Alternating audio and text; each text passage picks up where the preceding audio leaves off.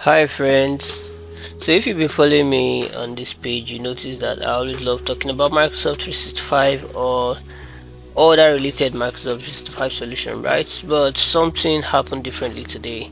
One of my users brought the system to the office and complained that she was locked out by BitLocker, right?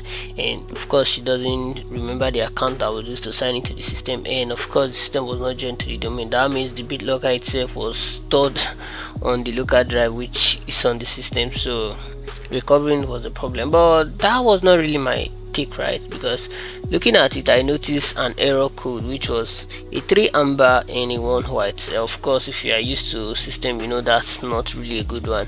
And of course, checking it out, I noticed it's something that is related to the CMOS, so we have to open it and check out what's the problem with the CMOS.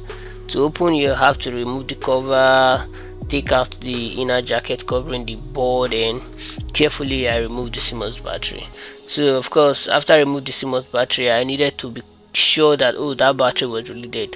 Gladly for me, I was having a multimeter, and of course that can do that job perfectly. So set the multimeter to a range 20 volt range, and of course measure at the CMOS battery. So what I got was a 0.06, which is really not good, right? Telling you that that battery is out of life, right? So I had another replacement. So I pick up the replacement,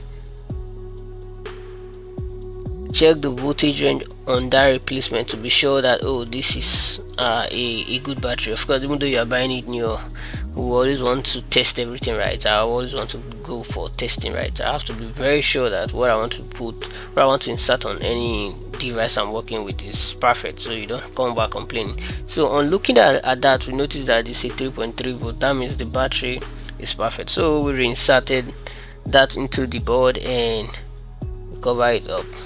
So covering is just as basic as screwing and unscrewing. So we screw back the screws that we're taking out, ensuring that we doesn't lose any of them.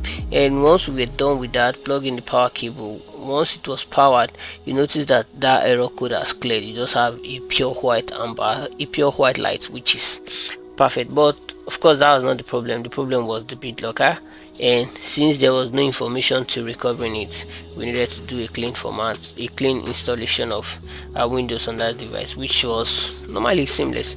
The whole process was about 45 to an hour, but it was really worth the fun, right? Cheers, and see you in the next one.